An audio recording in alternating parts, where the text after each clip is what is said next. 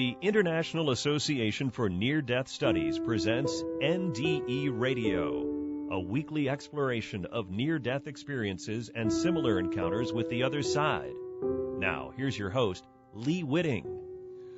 Welcome to NDE Radio, brought to you by IANDS, the International Association for Near-Death Studies. I'm your host, Lee Witting. Our guest today is Barbara Altman, speaker, teacher, and an author of two books, Hope Shines Eternal, and Passages of Hope. She encourages audiences with real-life stories from her books and her own journey to show how anyone can experience fulfillment no matter what they've been through. She speaks on topics of success, hope, positive mental health, and fulfillment. But Barbara was not always so positive herself. It was through the help of ADCs After Death Communications that she was not only healed, but is now healing others. Barbara, welcome to NDE Radio. Hello. I'm very happy to be doing this. Well, I'm happy to have you here doing it. And the healing power of ADCs. Yes. Well, listen, Barbara, why don't we start with your story? I know you had a pretty tough childhood, and then how ADCs changed your life. All right. My father was an alcoholic. My first active memory of his drinking came when I was 10 years old. I had been at a family gathering, and I was so happy that night. It was just my favorite aunt, and my uncle were there, and the grandparents were there, and parents were there. I didn't realize that my father had been drinking the whole time until I came home. We lived next door to each other in Webster Groves, Missouri. And I remember skipping home. I was just so delighted with the goings-on. The men used to get together to play pinochle every week on Wednesday night. And the women would get together and socialize and gab, and I was with my favorite aunt who had me catching fireflies and just had all kinds of fun things. And then I walked into my kitchen, and my world collapsed because that was the first time I saw my father drunk. He had been on a night job for the past year, so during that whole year, he was not drinking. And I remember looking at my mother and saying, "What's wrong with him?" And I screamed, and I said, "Get him to the doctor. Call the doctor right now." And she didn't want me to see what was going on, so she pushed me behind her, and I felt very devastated by that. Later on, I realized she was protecting me from seeing him. But it took me years in therapy to come to that realization and to forgive her for that initial lack of picking me up and hugging me and telling me that everything would be okay. I felt cold and unsupported. And then in the years to come, and I'm sure this happened before that incident also, in the years to come, I became acquainted with my sexually abusive father until about the age of 13. After that, when I was about 14, I started with my own addiction, which was to sugar, and that's in the first book, Hope Shines Eternal, my journey through mental illness. That addiction brought me to a psychotic state. And I was called into the principal's office when I was 15 and told that unless I sought psychiatric help immediately, I would likely be hospitalized, institutionalized for the rest of my life. So I didn't realize it then, but now in retrospect, I can see it because music has always been my passion. And when people ask me, I've spoken at as part of Respect Speakers for St. Louis Psychiatric Hospital. I did that for about 2 years, and they asked me why I had a spontaneous remission from the mental illness, and I said two words. I said my faith and my music, and now I'm adding three: my faith, my music, and the help that I've gotten from beyond. have all been remarkably helpful. So that's my story. Now, instead of being hospitalized, I've been going into the hospitals to talk about my experience and to share hope with people who have gone through the same thing. Almost inevitably, people who have had psychotic experiences have had traumatic childhoods.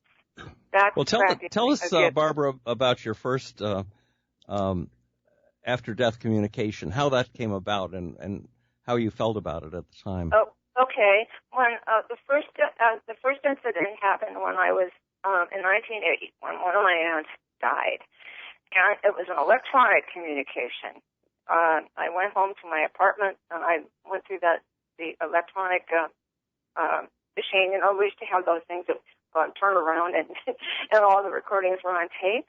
And yes. I heard her say, "Goodbye, Barbara. I love you." That was the first one. And had she already died at that point? She was actually in a coma at that point. Oh, so she was alive, but she couldn't have done this by actually calling you up. Right. Okay. And you knew that was her condition at that time? Yes. So how did you feel?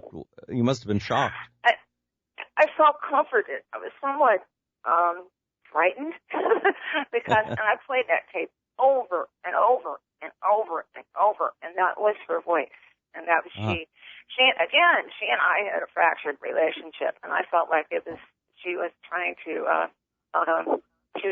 establish something from the other side.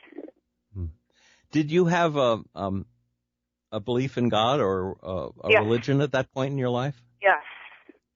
I was raised Catholic. And was she Catholic too? Yes. So did it seem natural to you then in a way? Yes. After it took me about a half an hour to absorb it, and it did seem natural. And at that point, I remember saying to this was later when other people had passed. I remember saying to them, "You can come to me to comfort me, to console me, to warn me, and to protect me." Because I think it's important to put those parameters around that so that only positive entities come through. So how did your after-death communications continue after that first one?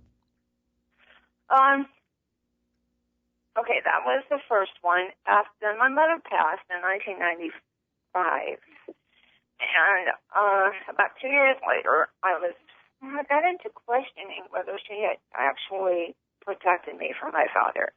I never knew the answer to that. And I was thinking about that one evening, and I was thinking, if I ever found out in one way or another that she did not protect me, I will not only have lost the love for my father, because I really did not love him at that point, I would have lost the love for her. Yes. And that shook me up, because I really loved her. And that night, before I was going to bed, I felt the touch of a hand on my shoulder, and I knew it was her because she was very small. She had a very small hand. And I could feel the imprint of 5 fingers, and I was very comforted. I knew then that she had probably protected me.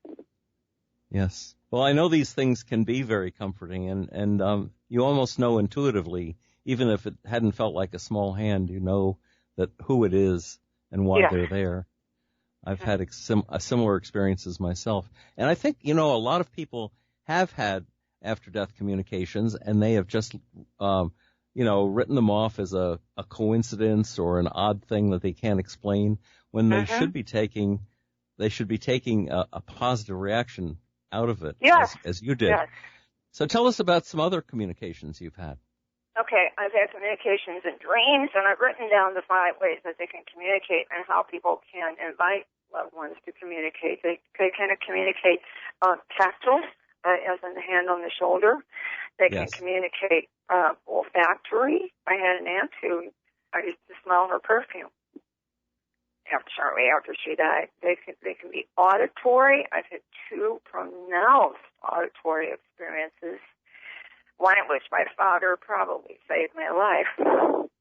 Really? Oh, tell us about that one. That's interesting. Oh, okay. This is the one that really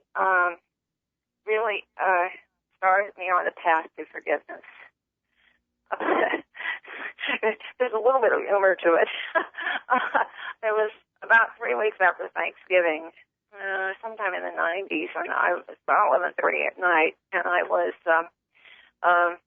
thinking about making a snack out of the leftover turkey. Okay.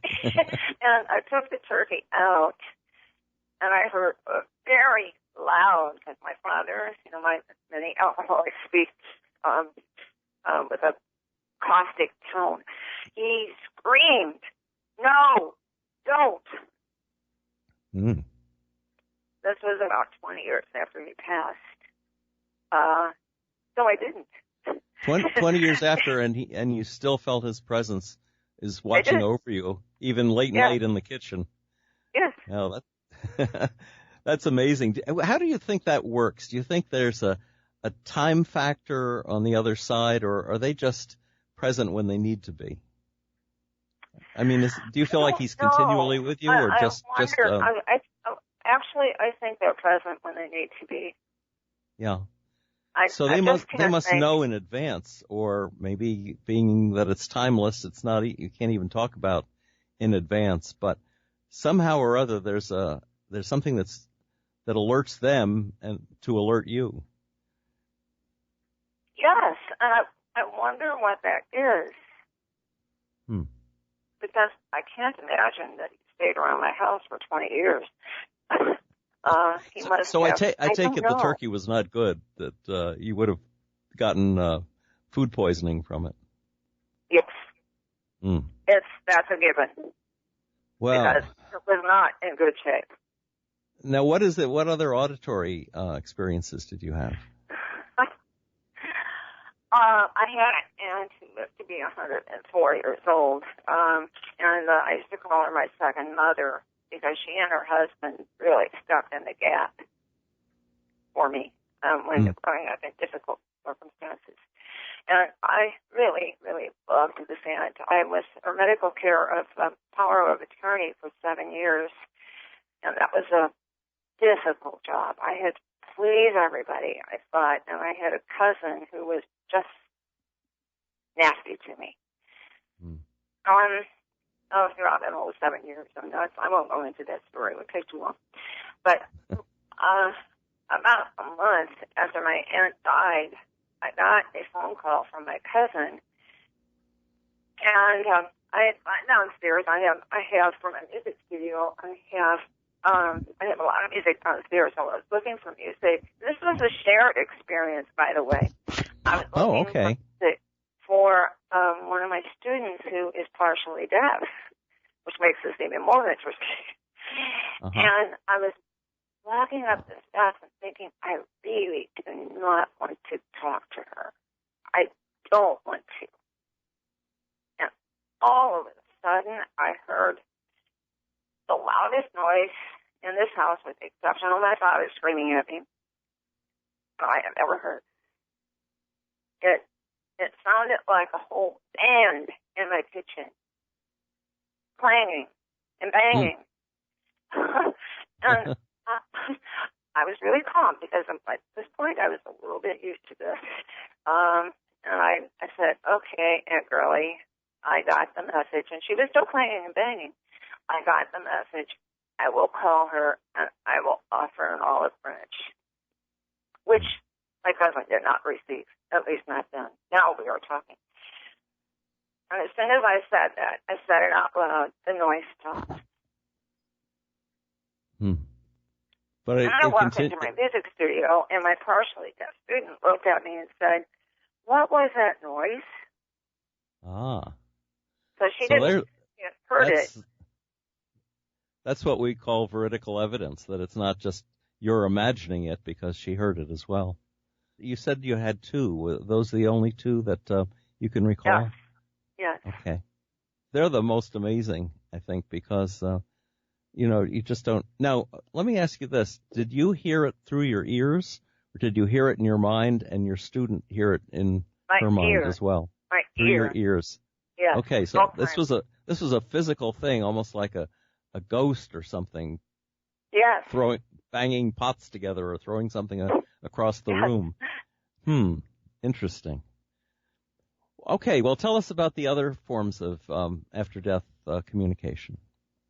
Should I tell you my experience with it? Sure. Oh, absolutely. Okay. About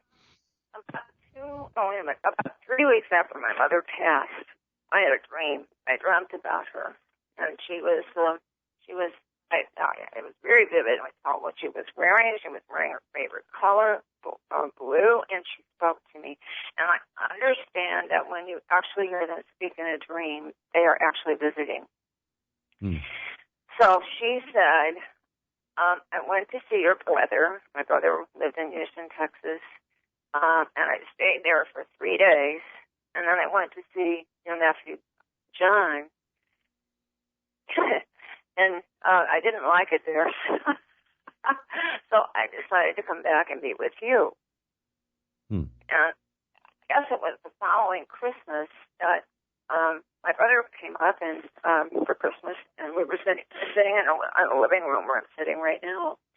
And he said that this happened to be on Easter Sunday, I think. Yeah, yes, it was. And he said, Mom, I was getting ready to go to church. I had my Bible in hand. I had just done some prayer. And because my brother was a preacher, a part-time preacher. And he said, all of a sudden I heard someone say, Hi, Jack. And she was sitting at the kitchen table. He saw her. And truthfully, I was a little bit jealous. Why did you come to him and you didn't come to me? But then, of course, 2.5 years later, she came to me with a tactile expression. And when I said, that correlates with the time that I had the dream that she came to see you. Right in that time frame.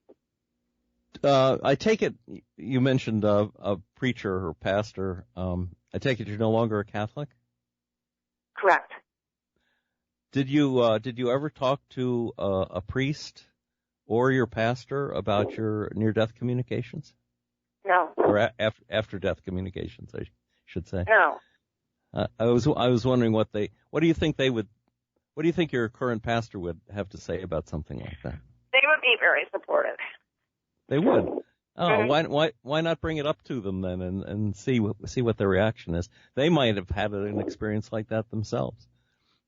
I've actually done a presentation. I belong to a Religious Science of Mind church, and I've done a presentation on that. And so, yes, they are very supportive. I'm always pushing churches to take a closer look at near-death experience and other areas of communication between here and the other side, because it just invigorates a congregation when they hear these stories. Yeah. They are amazed and their faith is reaffirmed at the same instant. So I don't see any reason why churches should avoid it, but oftentimes they do. I think that they do because it's very important to have some parameters around it. You want to state that you only want positive energies coming through and only coming through for a positive purpose. So you are saying there are negative entities then? I've never had a negative entities. Well, some sort of someone who might influence you or give you misinformation. Yes. The wrong way. Yes. How can you differentiate between a good message and a bad message? I don't know, because I've never really had a bad message. But I know what I do to protect myself from negative entities coming through. There's a scripture that I use every day. I put on the helmet of salvation, the breastplate of righteousness, the belt of truth, and the sandals of peace. And I think that pretty well covers the whole system so that negative energies can't come through. So that you say that as a daily mantra almost. It's something you guard yourself with. Does that, where's the phrase from? In the Bible, and it's in the New Testament. I don't remember which book it's in. Yeah, I was trying to remember myself because I've read it, but I can't place it exactly. But it seems to work for you, clearly. Yes. Since you've never had a negative influence. Now, when you think of these communications that you're receiving, what do you think about ghosts? What do you think of spirits that just sort of get stuck on the earthly plane? I think that my father was stuck on the earthly plane until one day last August, I realized what was going on with another series of events, and I gave him permission to move on. So I think that when they're on the earthly plane, I think that they feel like something was not complete. Mm-hmm. They feel that they know that they've hurt someone and they want to make amends. I think that when they're on the earthly plane, they want to make sure that their loved ones are safe and protected. They want to make sure that everything is okay. And at the point that one Thursday evening, when I realized another set of things were going on, I told him that I was okay and he could move on. About 10 minutes later, I'm sorry? And that was a form of, that was probably for him as good as being forgiven by God to hear your forgiveness. Oh, I also told him made it possible for him to forgive himself. Yep. I also told him that I forgave him for all his trespasses. You know, the old Catholic idea that you could pray people out of purgatory, or that you could have a mass said and the priest would help pray a person out of purgatory.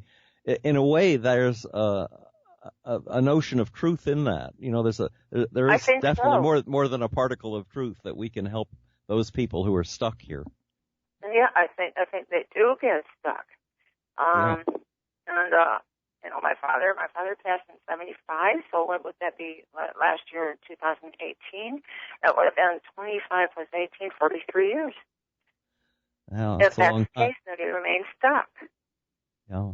When you think of people who have had a near-death experience and gone right into the light, you think, wow, we can really get ourselves hung up for quite a period of time if we're not, if we allow that to happen to ourselves. Well, now you've gotten, it's not that you've just healed, you have healed in spades, because you're writing books about hope and you're speaking words of hope and encouragement to people, and telling stories of, you mentioned in a note about Maya Angelou and Henry Ford and Oprah Winfrey that illustrate the life events of people who have found hope in the midst of trials. So how did you come to that point of optimism and encouragement? Many years of therapy and also scripture reading, and being able to take my story and share it with others so that they can find some hope in their situation. Because there's a lot out there. You know, there's so many people who are hurting and don't see a way out. And I want to, I can feel the passion coming in right now. I want to say loud and clear, there is a way out. There's the proverbial light at the end of the tunnel. And that's and I have a three-pronged thing with that. Finding your own personal strengths and living in accordance with your strengths so that you kind of build a spiritual muscle, doing daily spiritual reading, and doing the things that you love to do. And so if I could get that message across in churches and various places like that, healing outside would just be exuberant. Well, it sounds like you've been working on it. Now, yes.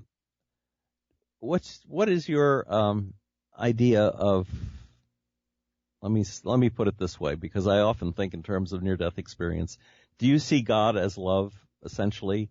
And Absolutely. do you see us as part of that love, or at least we have the potential to be part of that love? Love, I think we are a part of love, and I think when it doesn't evidence is because so many people don't realize that we're a part of that love. Right. Because we're all connected. Right. And so when you're talking to people, are you pointing out the love connection that can exist if we let it? Yes. So it sounds like you're doing very important work. Tell people how they could find your books or get in touch with you if they wanted to talk to you. Of course. Yeah, they're on Amazon. Both books are on Amazon, and I'm sitting at my computer right now. So if anybody just checks Amazon, they can be purchased. They can be ordered through bookstores.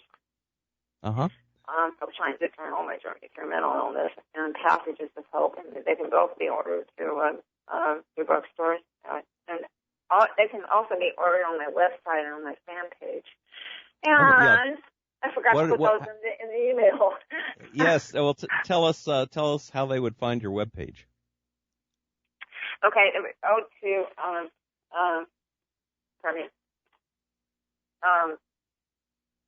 depression2recovery.com. Depression2recovery.com? Mm-hmm. Okay. And if they just Googled your name, Barbara Altman, would that lead to it as well? Yes, that information will come up. Okay. And how about your email address? Yes, my email address, I know you have it, but Altman B, I'll spell it out, ALTMANB @sbcglobal.net. Okay. And what is SBC? SBC. Yes. Does it stand for anything? Southwestern Bell. Oh, okay. I didn't know. And you are still in Webster Groves, Missouri, the same place you grew up? Mm-hmm. So you haven't moved very far. No. Except in terms about 5 minutes away from there. Except in terms of the spirit. It seems like you've come a long way that way.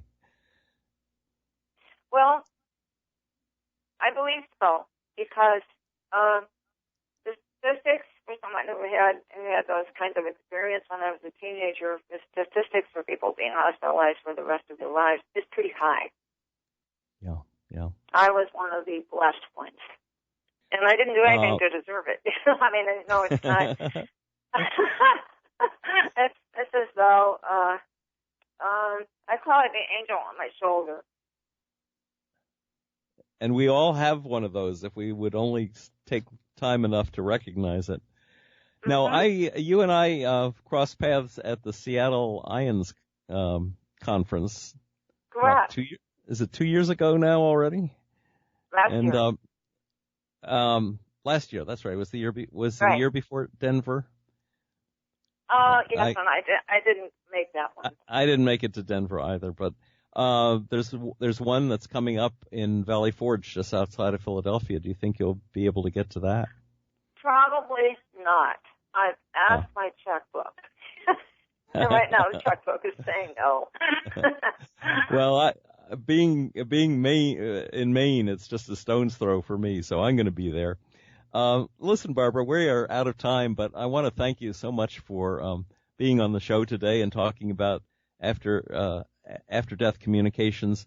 And I just want people, the listeners, to think back around times that they've lost someone or they were in a crisis situation and something odd happened to help them, that they should try to track down whether or not it was an ADC was involved in the incident. It's so illuminating when you realize that that's exactly what has happened. That something from the other side came when you needed them, and they were there for you.